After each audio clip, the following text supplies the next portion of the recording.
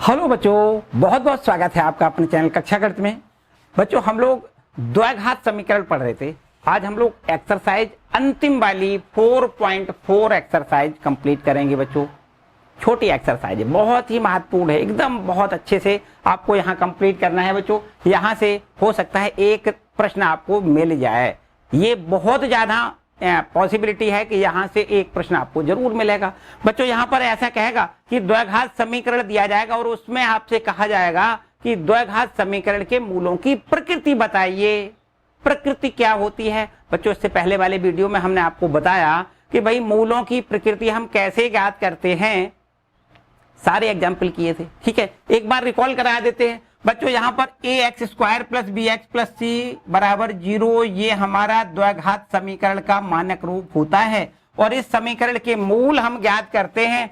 तो मूल ज्ञात करने के लिए हम ये देखते हैं कि दोनों समीकरण के जो मूल निकलेंगे, इस समीकरण के दोनों मूल निकलेंगे, वो दोनों मूलों की प्रकृति क्या होगी, कैसे चेक करते हैं। इसके लिए इसका विविक्त कर हम निकालते हैं और विविक्त कर को हम डी लिखते हैं, डिस्क्रिमिनेंट डी से प्रदर्शित इसको कर लेते हैं।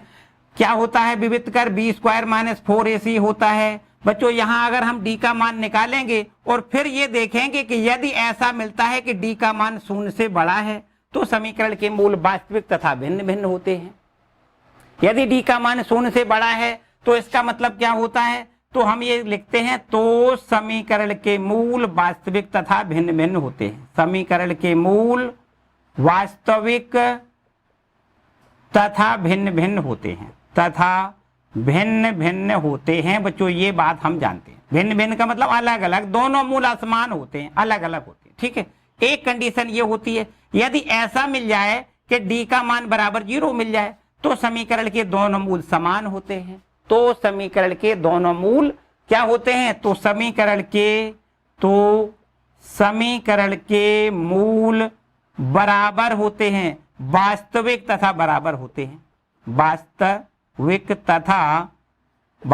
तथा समान होते हैं। बराबर कहें समान कहें एक ही बात। ठीक है, इतनी बात समझ में आई। बच्चों, तीसरी कंडीशन समझो, यदि ऐसा मिल जाए कि d का मान 0 से छोटा मिल जाए, मतलब d का मान माइनस में मिल जाए तो कहेंगे d का मान 0 से छोटा है।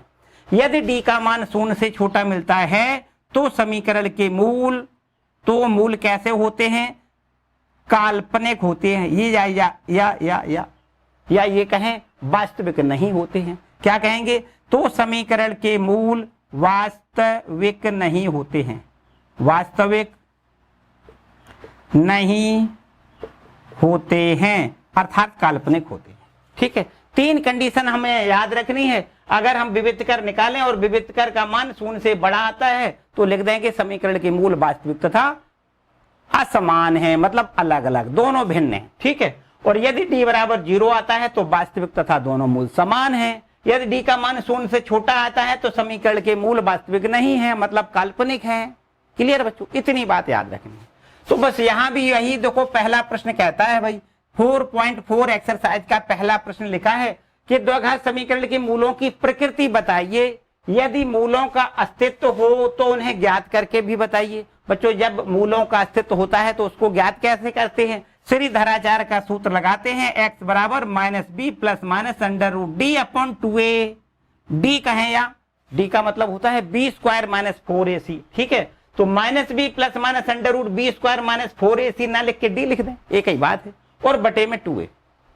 तो इस समीकरण, इस सूत्र से x के मान जो निकलते हैं वो समीकरण के मूल कहलाते हैं। ठीक है, बस हम मूल ज्ञात कर लेंगे। तो यहाँ आते हैं, देखो सबसे पहला काम, हम इस समीकरण का विविक्त कर निकालें तो हम जान पाएंगे कि इनके मूलों की, समीकरण के मूलों की प्रकृति क्या है। बच्चों, कैसे? देखो ध्यान दें, हम इसका विविक्त कर ज्ञात करें, इसके लिए क्या करना है? ax² + bx + c बराबर 0 से इसकी हम तुलना करेंगे। ठीक है, अगर इसकी तुलना करें बच्चों, यहाँ से a की वैल्यू मिलेगी 2, b की वैल्यू -3, c की वैल्यू मिलेगी 5, a बराबर 2, b बराबर -3, c बराबर 5। x² का गुणांक होता है a, x का गुणांक होता है b, यहाँ पर देखो माइनस में लिखना है, b बराबर -3। ठीक है, और c बराबर 5। a b c के मान निकालें, फिर हम विविक्त कर में रख दें। विविक्त कर को कहते हैं डी, और ये होता है बी स्क्वायर माइनस 4ac। अब देखो डी का मान निकाल के यहां से रखो भाई, -3 का स्क्वायर करें, माइनस का 4, ए का मान 2, सी का मान 5 लिख दें। बस यहाँ माइनस का स्क्वायर प्लस 3 का स्क्वायर 9, माइनस 4 दूनी 8, 5 40 लिख दें। तो बच्चों यहाँ से माइनस का 31 मिलेगा। ये शून्य से छोटा है कि नहीं बच्चों? माइनस वैल्यू आए तो समझो शून्य से छोटा, और यदि शून्य से छोटा है तो मूल वास्तविक नहीं है। क्या है बच्चों? आपको लिख देना है मूल वास्तविक ही नहीं है। हमसे मूलों की प्रकृति पूछी गई, मूल किस प्रकार के होंगे, तो आपको लिखना है मूल वास्तविक नहीं होंगे, मतलब इन्हें हम ज्ञात नहीं कर सकते, सीधी बात है। क्या यहाँ पर लिखना है बच्चों? अगर माइनस वैल्यू आती है इसका मतलब डी का मान शून्य से छोटा है। तो यहाँ आपको रिजल्ट में ऐसे लिखना है, चूंकि डी जो है वो शून्य से छोटा है, अतः समीकरण के मूल क्या लिखना है? वास्तविक नहीं है, या ये लिखें काल्पनिक है, एक ही बात है। ठीक है, वास्तविक नहीं है, या लिखें कि समीकरण के मूल काल्पनिक हैं, मतलब केवल कल्पना करी जा सकती है, उनको बताया नहीं जा सकता। तो बस बच्चों यहाँ से मूलों का अस्तित्व है तो उन्हें ज्ञात करिए। भाई मूलों का अस्तित्व नहीं है, मूलों का कोई अस्तित्व नहीं, क्योंकि यहाँ पर तो मूल काल्पनिक आए हैं, तो उनका अस्तित्व नहीं है, तो फिर हमें उनको ज्ञात भी नहीं करना है। ठीक है, चलो अच्छी बात है बच्चों, यहाँ इसका एक का आंसर मिल गया। दूसरे प्रश्न का आंसर सुनो बच्चों, क्या करना है? यहाँ पर इस समीकरण के भी हमें मूलों की प्रकृति बतानी है। तो चलिए यहाँ पर देखो, इसको ही रब कर लेते हैं। ठीक है, नोट करते जाओ बच्चों। यहाँ पर सारे प्रश्न बहुत अच्छे हैं बच्चों। एक प्रश्न हो सकता है हम 99% कहेंगे कि भाई यहाँ से एक प्रश्न जरूर आएगा। ठीक है, तो इसको चलो अब हम फिर रब कर रहे हैं। दूसरा प्रश्न यहाँ देखो बच्चों, इसको रब कर लें। दूसरे प्रश्न का आंसर समझो, ये है आपका दूसरा समीकरण, और ये दूसरा समीकरण इस प्रकार से लिखा है, 3x स्क्वायर माइनस में 4√3x प्लस 4 बराबर 0। ये है आपका द्विघात समीकरण, है कि नहीं बच्चों? यहाँ पर इसकी मानक समीकरण से पहले तुलना करनी है। ax square plus bx plus c बराबर 0 से इसकी हम करेंगे तुलना, और तुलना करने पर हमें a b c के मान मिलेंगे। a बराबर हमें 3 मिलेगा, b का मान हमें माइनस में 4√3। देखो x का गुणांक कितना है? -4√3। तो b बराबर हो जाएगा माइनस में 4√3, और c बराबर यहां से 4 लिखना है, c बराबर 4। ठीक है बच्चों, इसके बाद विविक्त कर यहां निकालेंगे।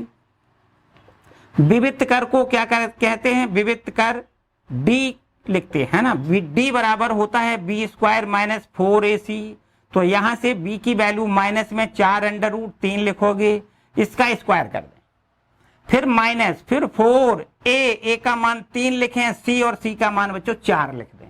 ठीक है, अब देखिए यहां पर स्क्वायर करोगे तो माइनस का तो प्लस हो जाएगा, 4 का स्क्वायर 16, और √3 का स्क्वायर पूरा 3। तो यहां से 16 का 3 में गुणा, सीधा डायरेक्ट लिख दें, एकदम 48 होता है बच्चों। ठीक है, 16 48। यहां देखिए माइनस 4 3 12, 12 चौको 48। अब बच्चों यहाँ 48 में 48 घटा दो, 0 मतलब समीकरण के मूल। यहां देखिए d बराबर 0, तो समीकरण के मूल वास्तविक तथा समान होते हैं। बस यहां पर इनकी प्रकृति लिख देनी है। मूलों की प्रकृति में क्या लिखना है? चूंकि d का मान बराबर 0 है, अतः मूलों यहां पर लिख दें, समीकरण के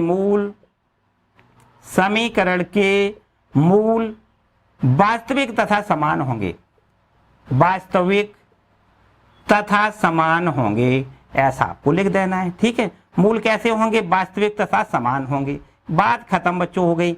अब आगे की बात और कही गई है कि भाई अगर मान है, मूल हैं, तो भाई इनको मूलों का अस्तित्व है, और मूलों का अस्तित्व है तो मूल उन्हें ज्ञात करके बताना है, उन मूलों को ज्ञात करके बताना है। अब बच्चों यहाँ मूल ज्ञात करने हैं, दोनों मूल समान हैं, वो कौन से मूल हैं? ये मूल हमें ज्ञात करके बता देना है। कैसे बताओगे? श्रीधराचार्य ये वाला सूत्र लगा दो। क्या होता है सूत्र? x बराबर -b प्लस माइनस √, यहाँ लिखोगे b का स्क्वायर माइनस 4ac, इसको हम सीधा d लिखेंगे। ठीक, अब क्यों कैलकुलेट करें? चूंकि हमने यहाँ d निकाल लिया है, b स्क्वायर माइनस 4ac को d तो कहते हैं, तो यहाँ d लिख दें, और बटे में यहाँ लिखेंगे 2a। बस यहां से देखो इसकी वैल्यू माइनस आपका ज्यों का त्यों, b का मान माइनस में 4√3, यहां लिखोगे माइनस में 4 अंडर रूट 3, तो माइनस माइनस बच्चों प्लस लिख दें। आगे plus minus under root D, और डी को क्या लिखोगे, डी को हम क्या लिखेंगे, डी बराबर यहां पर 0 है बच्चों, 0 लिख दें।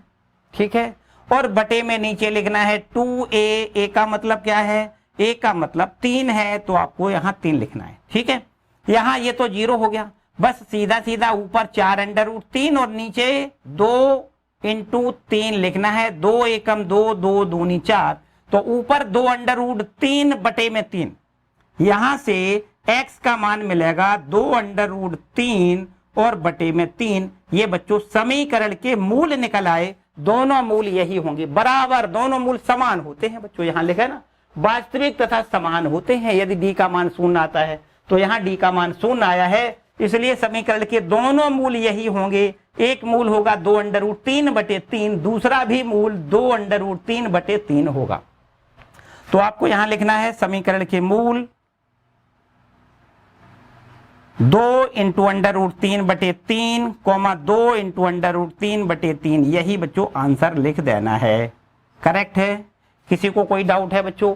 क्लियर बात है? बस तीसरा पार्ट भी बिल्कुल सिमिलर ऐसे ही करना है, बिल्कुल एकदम सिमिलर ऐसे ही करना है।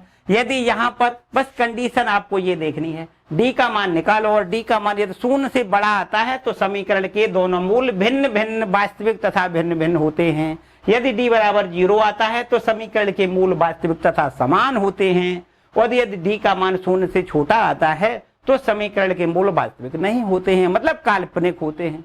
ठीक है, बस 3 कंडीशन आपको याद रखना है। चलो यहां देखो, इसको भी करके दिखाएं बच्चों, है ना, इसको भी कर लेते हैं। चलो इसको रब कर लेते हैं। ये तीसरा पार्ट देखो बच्चों कैसे करोगे।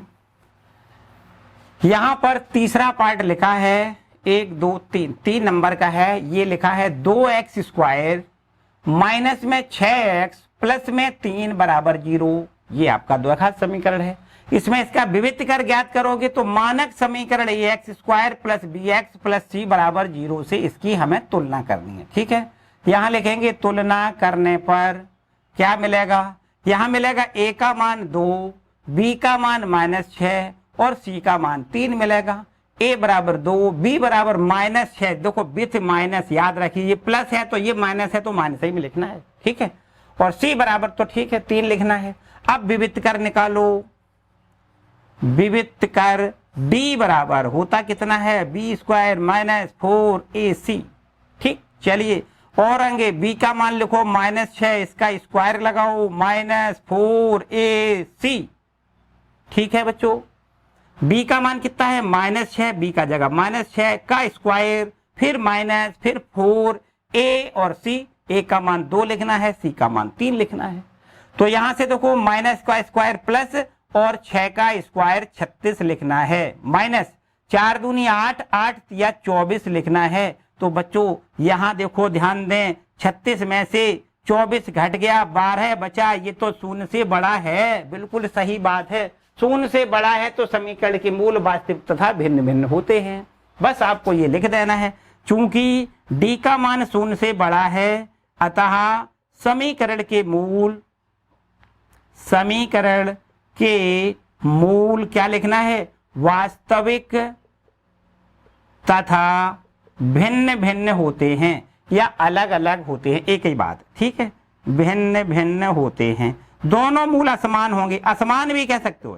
ठीक है, असमान मतलब अलग अलग। ठीक है, तो अब इन मूलों को ज्ञात करो। मूलों का अस्तित्व है, इसका मतलब अलग अलग दोनों मूल आए हैं तो मूलों का अस्तित्व है। तो यदि मूलों का अस्तित्व है तो उन्हें ज्ञात करिए। अब हमें ज्ञात कैसे करना है, श्रीधराचार्य के सूत्र से। यहां सूत्र होता है x बराबर -b plus minus under root D upon में 2a। करेक्ट है बच्चों, मान लिख दें भाई। यहां से देखिए माइनस तो सूत्र में है, अब b का मान कितना है -6 है, तो यहां लिखना है -6 बच्चों, माइनस माइनस प्लस हो गया। अब प्लस माइनस बिल्कुल ठीक है, अंडर रूट का निशान, d का मान आपको 12 लिख देना है। कितना लिखना है, 12, और बटे में 2 इंटू a, और a का मान हमें 2 लिखना है बच्चों, यहां 2 लिख देते हैं। अब बताओ अंडर रूट 12 लिखा है बच्चों, अगर अंडर रूट 12 लिखा है तो इसको हम 4 गुणे 3 ऐसा लिख सकते हैं, 4 तिया 12, और 4 का वर्गमूल 2 आ जाता है, लेकिन अंडर रूट 3 को अंडर रूट में रखना है, 3 को अंडर रूट के अंदर रखना है, तो अंडर रूट 12 को हम लिख सकते हैं 2 अंडर रूट 3, बस लिख देते हैं। देखो यहां पर लिखेंगे 6 प्लस माइनस इसको लिखेंगे 2 अंडर रूट 3 और नीचे बटे में 4 लिख दें, 2 का 2 में गुणा 4। ठीक है, यहां देखिए ऊपर से एक और स्टेप यहीं कर देते हैं। ठीक है, यहां देखो दोनों जगह से 2 कॉमन है, तो बच्चों 2 कॉमन ले लेते हैं। 2 यहां भाग में जाएगा तो 3 प्लस माइनस 2 भाग में चला जाएगा तो अंडर रूट 3 और नीचे में ये 4 लिखा है, 2 से 2 बार इसको कैंसिल कर दो, 2 एकम 2, 2 दूनी 4। तो बच्चों एक बार प्लस निशान लेंगे तो एक मान अलग आएगा, मतलब x का मान नहीं तो मूल कहलाता है, एक मूल आ जाएगा 3 प्लस अंडर रूट 3 बटे 2, और जब माइनस चिन्ह लेंगे तो एक मान आएगा 3 माइनस अंडर रूट 3 बटे 2, तो यही समीकरण के दोनों मूल हो जाएंगे। ठीक है, प्लस चिन्ह लेने पर और माइनस चिन्ह लेने पर x बराबर हो जाएगा 3 प्लस अंडर रूट 3 बटे 2, तथा एक दूसरा मान हो जाएगा x का 3 माइनस अंडर रूट 3 बटे 2। जब प्लस निशान लिया तब ये मान आएगा, माइनस निशान लिया तब ये मान आएगा, और यही समीकरण का हल कहलाएंगे, या ये कहें कि समीकरण के मूल कहलाएंगे। क्या है ये? समीकरण के मूल। ठीक है बच्चों, बात क्लियर समझ में आई? कहीं कोई डाउट है? क्लियर है ना? चलो ठीक है, बहुत अच्छे बच्चों, पहला क्वेश्चन कंप्लीट होता है, जल्दी से इसको नोट करें। आगे आते हैं क्वेश्चन नंबर 2 पर।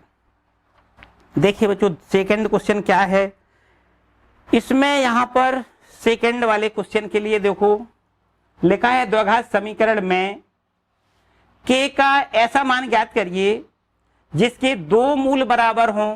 क्या कहता है? k का ऐसा मान ज्ञात करिए जिसके 2 मूल बराबर हों। बच्चों k का मान ज्ञात करना है जबकि समीकरण के दोनों मूल समान हैं। यहां देखो समीकरण के दोनों मूल समान कब होते हैं? दोनों मूल समान तब होते हैं जब d का मान 0 हो।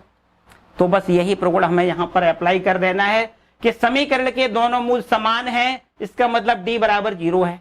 बस d बराबर 0 लिखोगे, अपने आप k का मान ज्ञात हो जाएगा। चलो यहां पर देखो करके दिखा देते हैं। ठीक है, इसको पहले रब कर लिया जाए बच्चों। ठीक है, पहला सवाल आपका कंप्लीट होता है। दूसरा सवाल देखो ध्यान से, दूसरे सवाल पर बच्चों, ये दूसरा सवाल है ना, काफी बार पूछा गया है, काफी बार पूछा गया है कि समीकरण के दोनों मूल समान हैं तो k का मान क्या होगा ये बताइए। ठीक है, यहां पर k का मान हमसे पूछा गया है। देखो ध्यान दें, दूसरा सवाल, इसमें भी बच्चों 2 प्रश्न पूछे गए हैं, 2 समीकरण दिए गए हैं। पहला समीकरण इस प्रकार से दिया गया है, ये है 2x² प्लस kx प्लस 3, लिखा है 2x² प्लस kx और प्लस 3 बराबर 0। ये आपका एक समीकरण है, 2x² प्लस kx प्लस 3 बराबर 0। और एक और दूसरा समीकरण यहां पर दिया गया है, kx into x minus 2, kx bracket में x माइनस में 2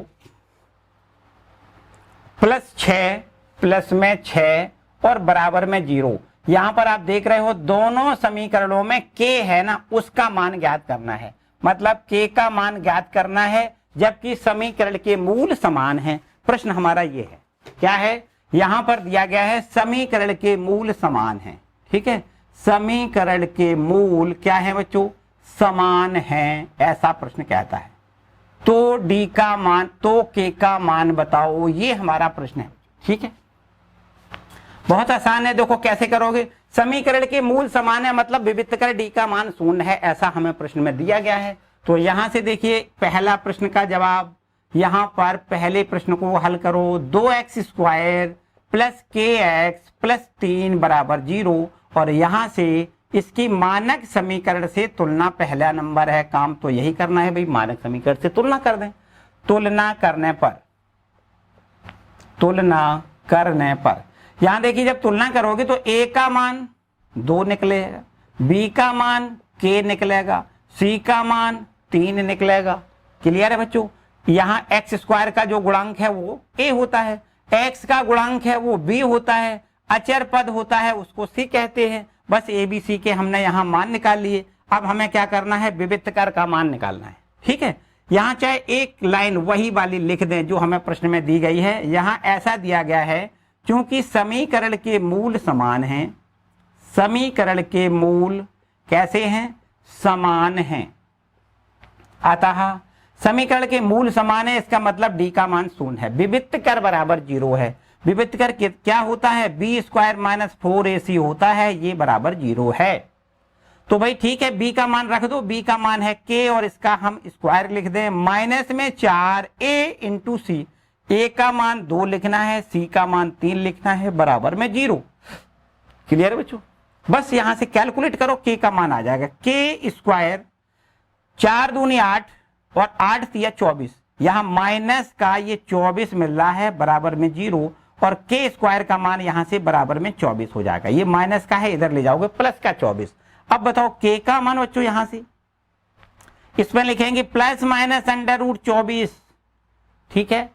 यहां से इसको और भी थोड़ा हल किया जा सकता है, बिल्कुल एकदम यहां से देखो k बराबर प्लस माइनस अंडर रूट, देखो अंडर रूट 24 को कैसे लिख सकते हो, अंडर रूट 24 को लिख सकते हैं 4 छंग 24 और 4 का वर्गमूल 2 बाहर निकालें तो अंडर रूट के अंदर 6 बचेगा। यहां से अंडर रूट 24 को हम लिख सकते हैं 2 अंडर रूट 6 लिख सकते हैं। ये बच्चों हमसे k का मान पूछा गया था, वो हमने निकाल लिया। ठीक है बच्चों, उम्मीद करता हूं समझ में आया होगा, किसी प्रकार की कोई समस्या नहीं। आगे ये भी प्रश्न आपको बिल्कुल वैसे ही करना है, सेकंड वाला बिल्कुल वैसे ही करना है। हालांकि यहाँ पर जो शक्ल इसकी है ना, शक्ल देखो तो शक्ल में कुछ गड़बड़ी लग रही है। ये ऐसा नहीं लग रहा कि ये द्विघात समीकरण है, लेकिन है। थोड़ा सा नहलवा धुला दो, एकदम बढ़िया बन जाएगा, तो आपको लगने लगेगा कि वास्तव में ये आपका द्विघात समीकरण है। नहलवा दो भाई, कैसे करोगे, के एक्स का अंदर गुणा कर दो। यहां पर हमें दिया गया है k into x into bracket में यहां पर दिया गया है x माइनस 2 प्लस 6 बराबर 0, ये हमें दिया गया है। तो बच्चों यहां से गुणा कर दें, देखो यहां गुणा हो जाएगा k इंटू एक्स स्क्वायर, यहां माइनस में k x का गुणा 2 में करोगे तो 2k इंटू एक्स लिख दें, प्लस में 6 लिख दें, बराबर 0। बच्चों यहां पर देखो नहलवा धुला दिया, एकदम बढ़िया बना दिया। क्रीम पाउडर लगा के देखो लगने लगा है ना द्विघात समीकरण। कैसे, एक्स स्क्वायर यहाँ है, एक्स यहाँ है, अचर पद यहाँ है, A X square plus B X plus C बराबर 0 के रूप का है कि नहीं है, बिल्कुल एकदम है बच्चों।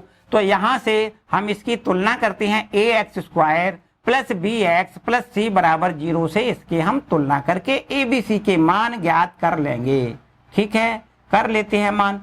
देखो ए का मान ए बराबर के, बी का मान बी बराबर, ध्यान से -2k लिखना है। देखो ध्यान दें, यहां पर -2k ये विथ माइनस के लिखना है। ठीक है, x का पूरा गुणांक लिखना होता है, और यहां से c बराबर 6 मिलेगा। अब आप यहां पर वही पुरानी बात लिखो, भाई इस समीकरण के मूल समान है, इसका मतलब d बराबर 0 है, ये लिख दो, क्या दिक्कत है। यहां पर इसी प्रकार लिख दो जैसे इसमें लिखा है, चूंकि समीकरण के मूल क्या है, समान है, दिया गया है समीकरण के मूल समान है, अतः समीकरण का जो विविक्त कर होगा उसका मान शून्य होगा। समीकरण के मूल समान तभी होते हैं जब विविक्त कर का मान शून्य होता है। तो प्रश्न में दिया गया है समीकरण के मूल समान है, इसका मतलब d बराबर 0 दिया गया है, और d होता है बी स्क्वायर माइनस 4ac, ये बराबर समझो 0 दिया गया है। अब b का मान लिखो बच्चों, -2k, इसका स्क्वायर लिखना है। b का मान कितना है, -2k है, तो -2k और स्क्वायर -4ac, a का मान k लिखना है, c का मान 6 लिखना है, बराबर में 0। करेक्ट है बच्चों।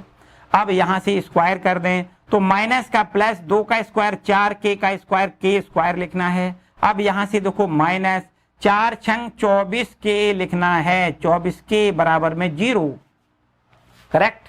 यहां इन दोनों जगह से आपको 4k कॉमन दिखाई दे रहा है, 4k कॉमन लें, 4 से 4 कैंसिल हो जाएगा, k स्क्वायर से 1k कैंसिल होगा, तो यहां लिखना है k, फिर माइनस 4 छंग 24, 6 बार कटेगा, k से k पूरा कैंसिल कर दें, बराबर में 0।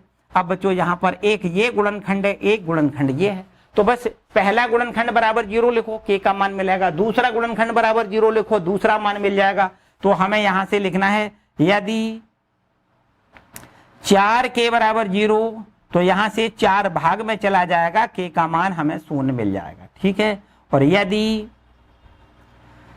k माइनस 6 बराबर 0 लिखोगे तो यहां से k का मान हमें 6 मिल जाएगा। तो बच्चों ये हमसे पूछा गया था k का मान बताइए। k का मान 0 हो सकता है या 6 हो सकता है, 0 भी हो सकता है 6 भी हो सकता है। यहाँ पर अगर k का मान अगर हम 0 लिख दे बच्चों, ध्यान से समझो, तो k का मान 0 लिखने पर ये पूरा 0 हो जाएगा, पूरा 0 हो जाएगा बच्चों। तो फिर 6 बराबर 0 तो हो नहीं सकता। इसका मतलब 6 ये जो लिखा है ना ये अमान्य है। क्या है ये? k बराबर 0 अमान्य है। क्योंकि k बराबर 0 अगर हम यहाँ रख देते हैं तो फिर ये हमारा समीकरण जो होगा ये इतना पूरा 0 हो जाएगा, केवल बचेगा 6। 6 बराबर 0, क्या 6 बराबर 0 हो सकता? 6 बराबर 0 तो कभी नहीं हो सकता। इसका मतलब ये k बराबर 0 इस समीकरण को संतुष्ट नहीं कर रहा है। तो हमें k बराबर 0 नहीं रखना है। क्या रखना है? k का मान 6 रख दें।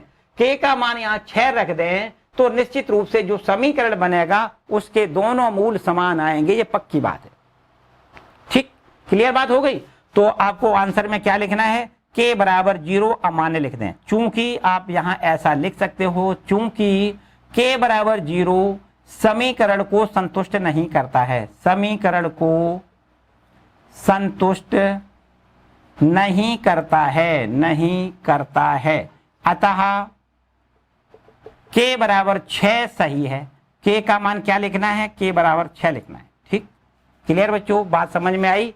k बराबर 0 आपको नहीं लिखना है, k का मान क्या लिखना है? 6 लिखना है। क्लियर है बच्चों। तो इस तरीके से हमसे k का मान पूछा गया था। यहाँ देखो ये दूसरे प्रश्न का आंसर है और ये है आपका पहले प्रश्न का आंसर। करेक्ट है बच्चों। चलो इसको भी नोट करें। इसके बाद देखो बच्चों इबारती प्रश्न है। आइए इबारती प्रश्न देखते हैं। इसके बाद देखते हैं बच्चों तीसरा प्रश्न क्या है।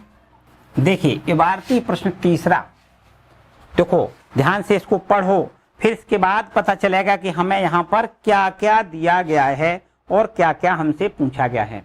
लिखा है कि क्या एक ऐसी आम की बगिया बनाना संभव है जिसकी लंबाई चौड़ाई से दुगनी हो और उसका क्षेत्रफल 800 वर्ग मीटर हो। यदि है तो उसकी लंबाई और चौड़ाई क्या होगी। बच्चों यहाँ पर मान लेते हैं कि आयताकार बगिया आपकी ये है, ये आपकी है कोई आयताकार बगिया। इस आयताकार बगिया को बनाना संभव है ऐसा प्रश्न कहता है और इस आयताकार बगिया की लंबाई चौड़ाई में भी कुछ संबंध दिया गया है। आइए ध्यान से पढ़ें। इसमें लिखा है कि इस बगिया को बनाना संभव है जिसकी लंबाई चौड़ाई की दुगनी है। बच्चों ये चौड़ाई वाली भुजा अगर x मान ली जाए तो ये लंबाई वाली भुजा 2 गुनी है, ऐसा कहता है सब सवाल। बोलो कह रहा है बच्चों कि नहीं कह रहा है। चौड़ाई जो है x मान ली जाए तो लंबाई कितनी है? चौड़ाई की 2 गुनी है। चौड़ाई को x मान लिया जाए तो लंबाई कितनी हो जाएगी? 2x हो जाएगी। और इस बगिया का क्षेत्रफल दिया गया है 800 वर्ग मीटर। टोटल का जो क्षेत्रफल है वो कितना है? 800 वर्ग मीटर हमें इसका क्षेत्रफल दिया गया है। ठीक है, इसका एरिया कितना है बच्चों? 800 वर्ग मीटर है। इस बगिया का एरिया 800 वर्ग मीटर है। बताओ बच्चों कितना आसान प्रश्न है। यहाँ पर दिया गया है कि ये बगिया बनानी है जिसकी चौड़ाई जो x अगर मान लें तो लंबाई कितनी है? चौड़ाई की 2 गुनी है। बगिया की हमने चौड़ाई x मान ली, लंबाई हो गई 2x, 2 गुनी है चौड़ाई की। अब यहाँ पर लंबाई हमें पता हो गई, चौड़ाई हमें पता हो गई। अगर लंबाई में गुणा चौड़ाई कर दें तो इस बगिया का क्षेत्रफल निकल आएगा और ये क्षेत्रफल बराबर 800 हमें दिया गया है। सीधी सीधी बात है बच्चों। यहाँ पर ये आपका तीसरा प्रश्न है। ये मान लेते हैं कि माना आयताकार बगिया की आयताकार बगिया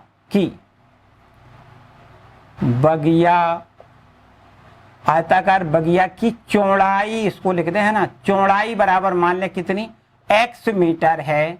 तो भाई लंबाई कितनी हो जाएगी? तो आपको लिखना है, इसलिए लंबाई जो होगी वो चौड़ाई की 2 गुनी दी गई है। लंबाई बराबर क्या हो जाएगी? 2 गुणे x हो जाएगी, मतलब 2x मीटर हो जाएगी। ठीक है, 2x मीटर इसकी लंबाई हो जाएगी। तो यहां पर आपको लिखना है तथा दिया है बगिया का क्षेत्रफल। आयताकार बगिया का क्षेत्रफल बराबर हमें दिया गया है 800 वर्ग मीटर, ये हमें दिया गया है। ठीक है, बगिया का क्षेत्रफल का मतलब क्या है? होता है आयताकार बगिया है इसलिए इसका क्षेत्रफल होगा लंबाई गुणा चौड़ाई, और ये बराबर हमें 800 दिया गया है। लंबाई यहां से देखिए 2x है, चौड़ाई यहां हमने x मानी है, और बराबर में यहां लिखना है 800। 2 यहां से हटाएं, x और x का गुणा करेंगे, x स्क्वायर यहां से मिलेगा, और यहां से 800 बटे में 2 लिखें, 2 से इसको डिवाइड कर दें तो ये 400 बार डिवाइड हो जाएगा। बस वर्गमूल लिया जाए तो प्लस माइनस आपको 20 लिखना है। बच्चों x का मतलब क्या है, बगिया की लंबाई और चौड़ाई x में है ना, चौड़ाई को x कहेंगे। क्या x का मान ऋणात्मक हो सकता है? बगिया की चौड़ाई ऋणात्मक तो नहीं मापी जा सकती, तो यहां पर हमें ऋण चिन्ह को छोड़ देना है। क्या लिखना है? माइनस चिन्ह छोड़ दें, ठीक है, माइनस चिन्ह छोड़ने पर ऐसा आप लिख दें। क्यों छोड़ेंगे? क्योंकि चौड़ाई ऋणात्मक नहीं हो सकती, तो आपको क्या लिखना है? x बराबर 20 मीटर लिखना है। मतलब बगिया की चौड़ाई बराबर हमें लिख देना है, बगिया की चौड़ाई बराबर लिखना है 20 मीटर, ठीक है। तथा इसकी लंबाई इसकी दूनी है, लंबाई बराबर क्या लिखना है? 2 गुणे 20 लिखना है। 2 गुणे 20 का मतलब 40 मीटर बगिया की लंबाई हो गई। बच्चों कितना आसान प्रश्न है ना।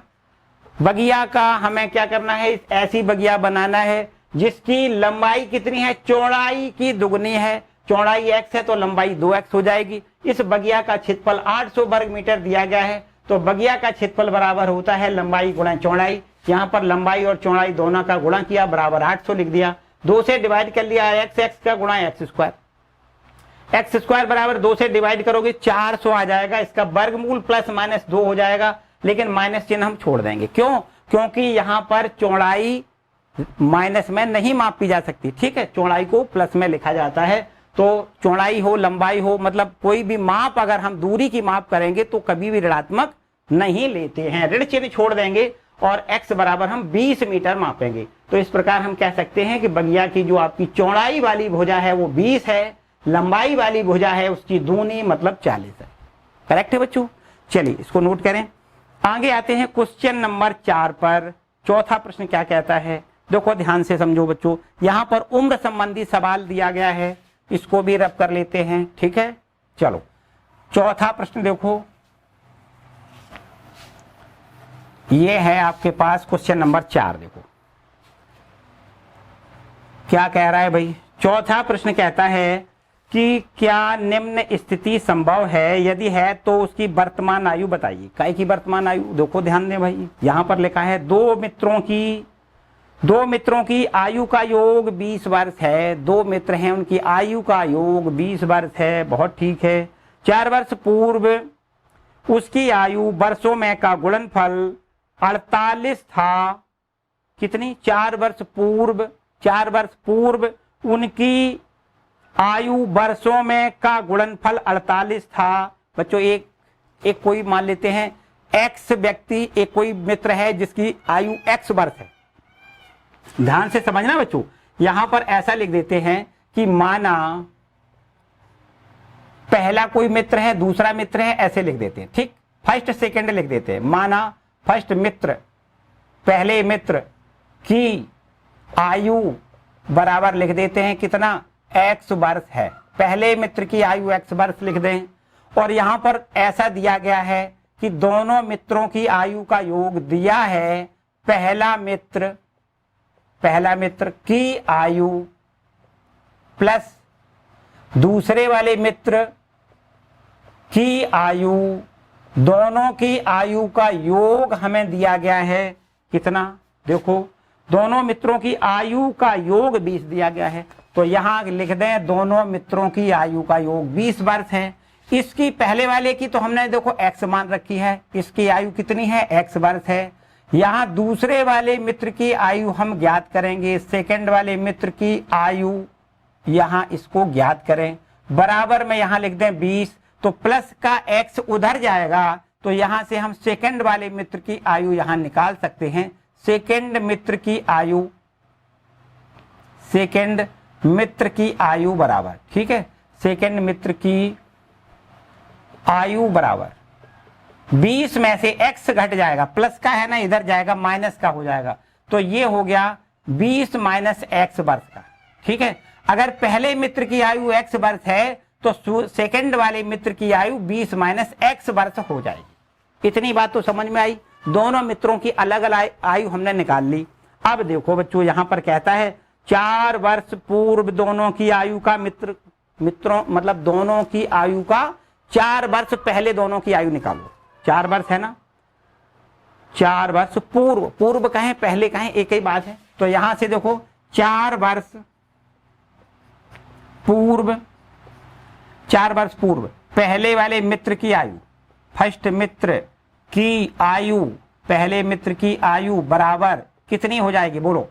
4 वर्ष पहले की पूछिए बच्चों, पहले का मतलब घटाना होता है। 4 वर्ष पहले की, आज अगर 15 साल का आप 15 साल को मान लेते हैं 15 साल को, तो भाई 4 साल पहले के कितने हो गए, तो 4 इसमें कम कर दो, आप 11 साल के तो हो गए पहले। 4 साल पहले आप 11 साल के तो हो गए, तो बस 4 वर्ष पहले अगर कहता है तो 4 घटा लो। 4 वर्ष, 4 पहले मित्र की 4 वर्ष पूर्व की आयु कितनी हो जाएगी, x माइनस 4 वर्ष हो जाएगी। ठीक है, 4 वर्ष पूर्व पहले मित्र की आयु x माइनस 4 वर्ष हो जाएगी, तथा सेकंड वाले मित्र की आयु 4 वर्ष पहले कितनी होगी, आज है 20 माइनस x, 4 वर्ष पहले यहां से 4 घटा दो, इसमें भी 4 कम कर लो, तो ये 4 वर्ष पहले कितने का होगा, ये होगा 16 माइनस x वर्ष का। 4 वर्ष पहले ये 16 माइनस x वर्ष का होगा। अब ये कहता है कि 4 वर्ष पहले की दोनों की आयु का गुणनफल बराबर में दिया गया है बच्चों कितना, 48 था। यहां पर दोनों की आयु का गुणा कर दें तो यहां लिखेंगे प्रश्नानुसार यहां x माइनस 4, ये है पहले वाले मित्र की 4 वर्ष पहले की आयु, दूसरे वाले मित्र की 4 वर्ष पहले की आयु यहां पर है 16 माइनस x, और इन दोनों का गुणनफल बराबर 48 प्रश्न में दिया गया है। ठीक है, इसको यहां कैलकुलेट करोगे, यहां पर एक समीकरण बन जाएगा। यहां देखिए x का गुणा करोगे 16 इंटू x का गुणा x में करोगे तो माइनस के साथ है माइनस एक्स स्क्वायर हो जाएगा। यहां माइनस 4 का 16 में गुणा, माइनस का 16 चौको 64 लिख दें, माइनस माइनस प्लस लिखें, 4 का x में गुणा 4x लिखें, और बराबर में ये 48 है, इधर ले आओ माइनस का 48 बराबर में 0 लिख लें। अब देखो बच्चों यहां से माइनस का तो हो गया एक्स स्क्वायर, यहां देखो ध्यान दें 4x, ये 16x, यहां दोनों जोड़ के हमें 20x लिखना है। 16 में 4 जोड़ो 20x हो जाएगा, माइनस एक्स स्क्वायर और 16x और 4x यहां 20x लिखना है, और इसके बाद यहां 64 माइनस का है, माइनस का ही 48 है, दोनों जोड़ो तो 8 4 12 की 2 हाथ से ले 6 4 10 और 11 112 हो जाएगा बराबर में 0। करेक्ट है बच्चों। यहां माइनस का अगर पूरे समीकरण में भाग कर दिया जाए, गुणा कर दिया जाए, गुणा करें भाग करें एक ही बात है, अगर माइनस कॉमन ले लिया जाए, ऐसे कह सकते हो माइनस कॉमन ले लिया जाए तो एक्स स्क्वायर प्लस का हो जाएगा, माइनस में 20x हो जाएगा, प्लस में 112 हो जाएगा बराबर में 0। बच्चों ये एक समीकरण बन गया। तो बच्चों अब देखो यहां से क्या करेंगे, इस समीकरण को हल करो।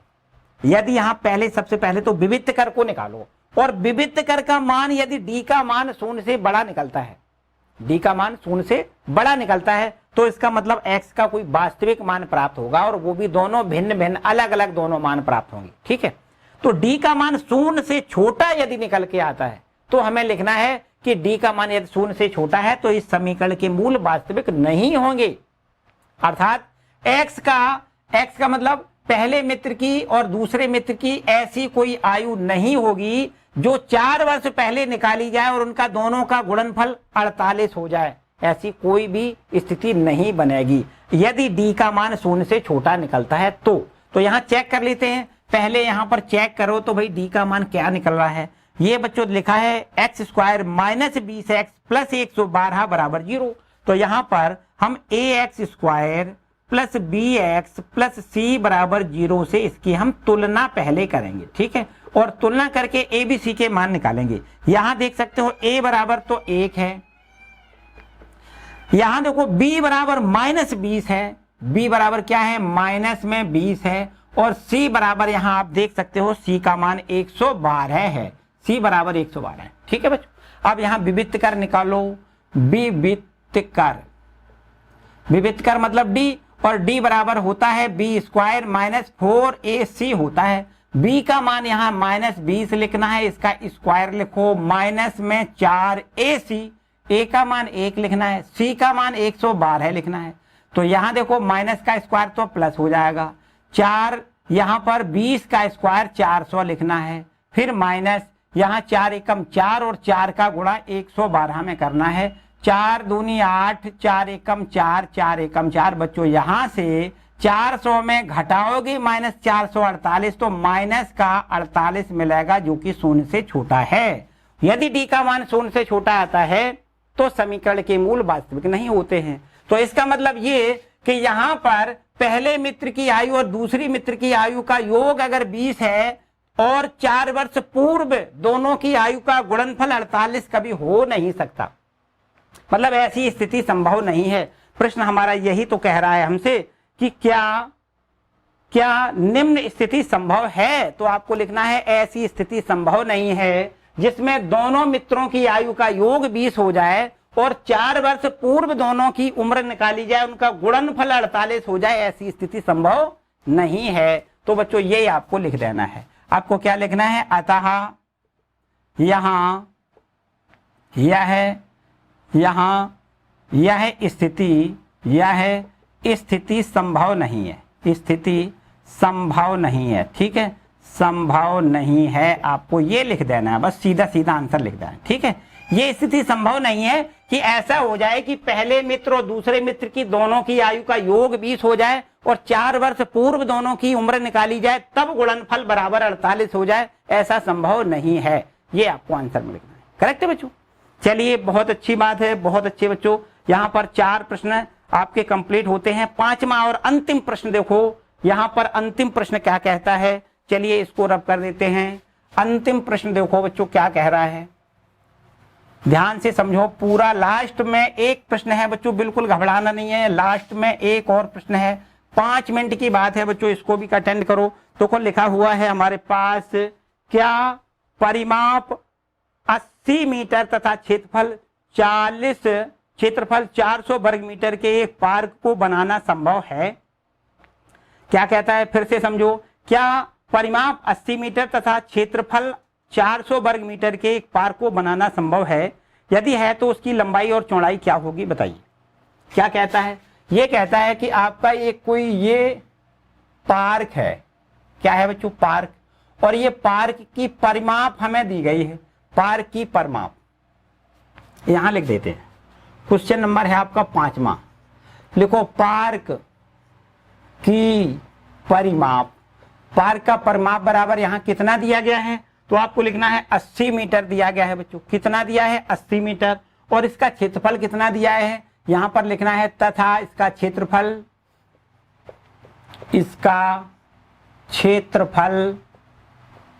क्षेत्रफल बराबर हमें यहां पर दिया गया है, इसका क्षेत्रफल बराबर यहां दिया गया है 400 वर्ग मीटर, हमें इसका क्षेत्रफल दिया गया है।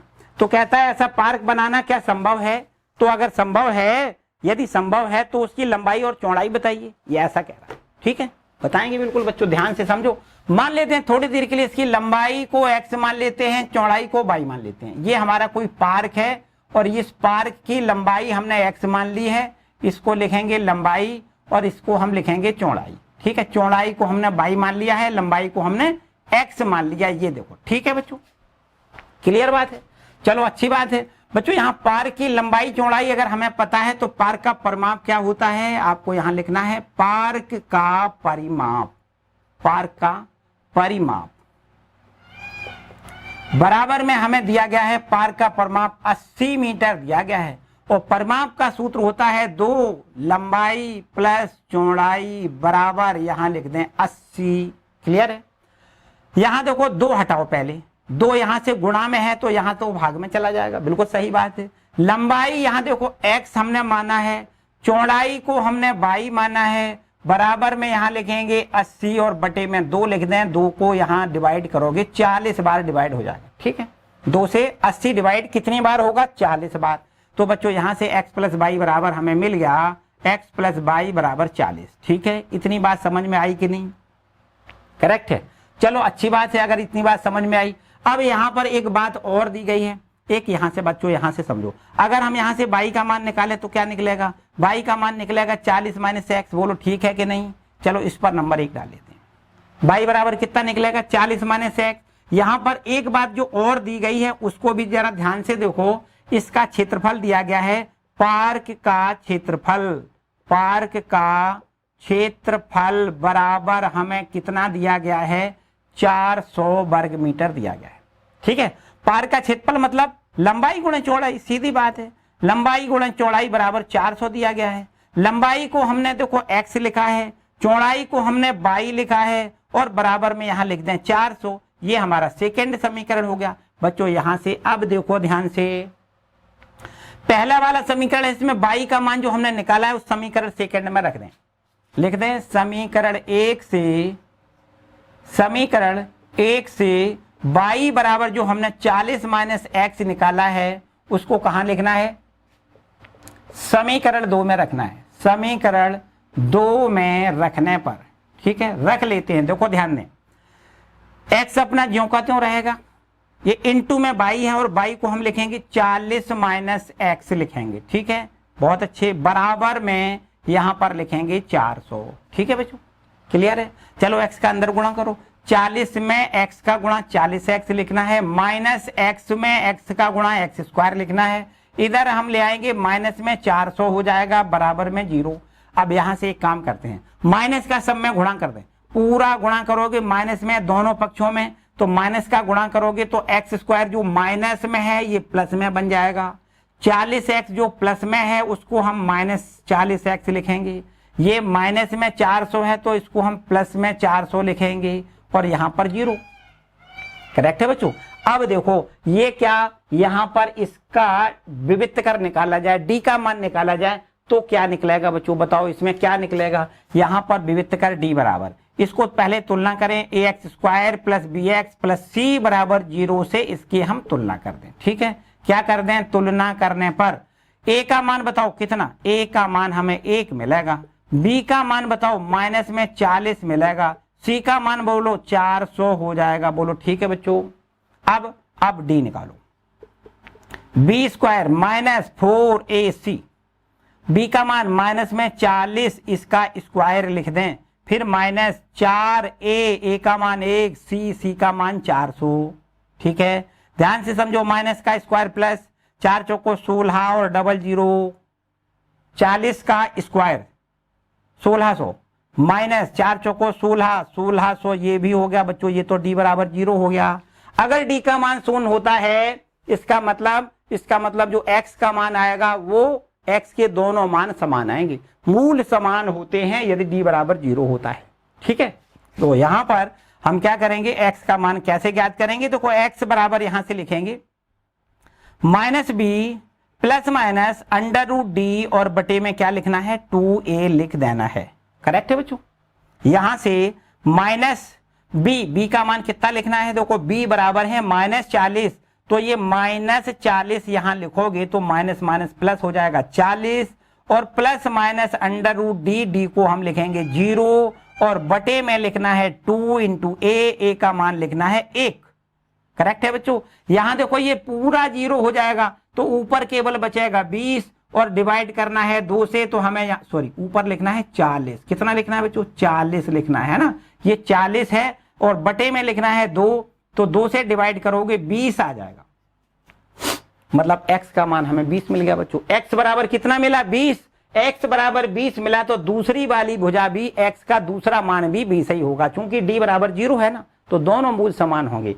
x का मान जो 20 निकला है वो मान अगर आप यहां चाहो देखो समीकरण 1 में तो 40 माइनस 20 करोगे तो y का मान भी 20 ही आएगा कि नहीं। 20 मतलब 40 में से 20 घटाओ तो y का मान भी 20 आएगा, मतलब ये लंबाई वाली भुजा 20 है, चौड़ाई वाली भी भुजा 20 है, तो ये जो आपका पार्क है बच्चों वो आयताकार नहीं बल्कि वर्गाकार है। 20 लंबाई 20 चौड़ाई तो क्या हो गया, वर्ग हो गया कि नहीं। तो आपको यहां पर लिखना है पार्क बनाया जा सकता है, वर्गाकार 20 मीटर माप का वर्गाकार पार्क बनाया जा सकता है, ऐसा लिखना है। ठीक है बच्चों, बात समझ में आई कि नहीं। आपको यहां पर क्या लिखना है, यहां पर आपको लिखना है पार्क की लंबाई और चौड़ाई 20-20 मीटर होगी। ठीक है, एक लाइन में लिख देते हैं, पार्क की लंबाई व चौड़ाई, पार्क की लंबाई व चौड़ाई दोनों ही बराबर होगी, कितनी? 20 मीटर होगी। अर्थात पार्क आपका कैसा होगा? वर्गाकार होगा। पार्क कैसा होगा? आपको यहां लिखना है पार्क वर्गाकार होगा। ठीक है, लिखना है 20 मीटर भुजा का वर्गाकार पार्क बनाया जा सकता है, बनाया जा सकता है। आपको ऐसा लिखना है। ठीक है, लिखा है क्या ऐसा पार्क बनाया जा सकता है? तो आपको लिखना है आंसर में क्या लिखना है? हाँ, 20 मीटर भुजा का वर्गाकार पार्क बनाया जा सकता है। ये आपका बच्चों आंसर है। क्लियर है? किसी को कोई डाउट बच्चों? तो यहां बच्चों ये आपकी एक्सरसाइज पूरी तैयार हो गई।